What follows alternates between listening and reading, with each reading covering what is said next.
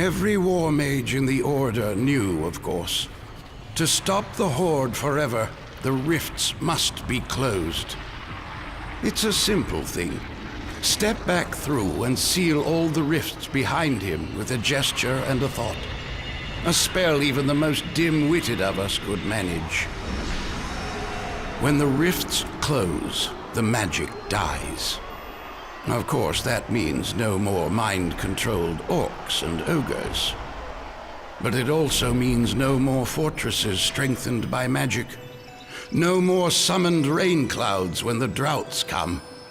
No more village spells to help heal the sick. Without magic, the world beyond the rift changes. But our world changes too, and not necessarily for the better. It took courage to make that choice.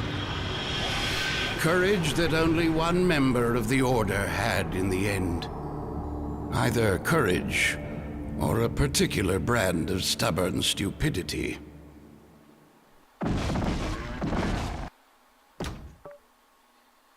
Okay then, that was part 25. I have unlocked Nightmare difficulty, but I don't think I'll be playing that. Anyway, that completes the game. I'm going to be following up with some final thoughts on the game. I've decided to rate this game 9 out of 10, or to be more precise, 91%. There are a few reasons behind that. For starters, let's start with the interface. I've marked it down, I guess, because you've only got set controls. You know, you can't change the controls. If I go back into the menu, options, controls, you know, here are the controls. You can't change them. So I've marked them down for that. But, you know, you get all the info you need, you know, when you're getting your traps and stuff. It tells you what they do, it tells you how to run around, it tells you how to place traps, etc., how to sell traps. Your character moves around nice and easy. It feels like you're controlling them the way you want them to. You learn what to press really quickly, you know. It's pretty basic controls. It's not like a million keys and you're struggling looking at your keyboard instead of the screen, which you should be looking at. And also the menu is nice and simple. There's no... It takes like 2 or 3 clicks to get out the game, for example. If I move on to gameplay, you've got many different ways to play. For example, you go in, you can replay any of these levels at any time.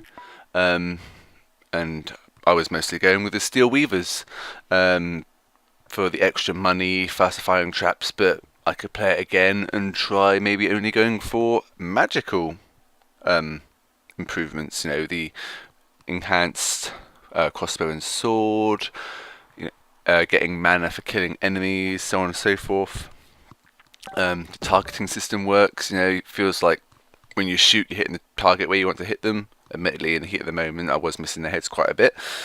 It keeps you thinking and on your toes. You know, you go into a level, you think, right, how am I going to approach this from this angle, and so on and so forth. You know, try and think of what traps would be good to kill the enemies. And also, it's a new experience. I haven't played any other game like this, and I thoroughly enjoy it. Moving on to, well, what I like to think of what kills the game. It's very bug-free. I haven't really noticed any bugs in this game. When you fail, it's not because of an element in the game, it's because of you yourself. Actually, let's get the music back. Let's get it on quietly. Get it in the background, that'll do.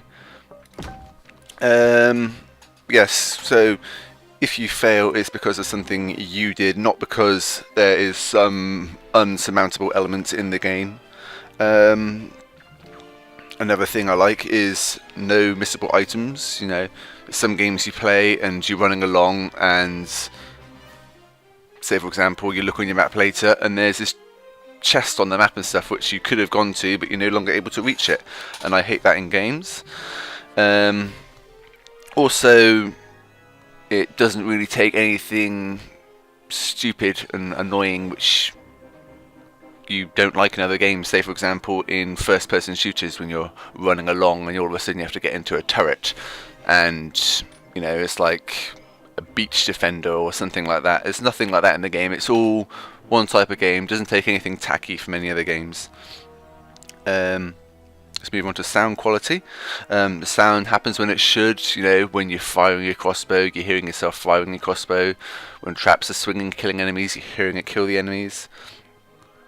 The music pulls me in, gets me engrossed into the game. You know, you don't hear anything outside the game. Sound detection works. If I hear traps going off to my right hand side from a clockwork mace that's just killed a load of enemies and stuff, I look to my right and there they are. I did mark it down on one thing though. Sometimes you can't hear the character speaking. For example, when you've got clockwork maces going off and you're firing off your crossbow and you've got grinders going in the background and stuff, there's a few times I couldn't hear what the character's saying very well, so I marked it down a point on that.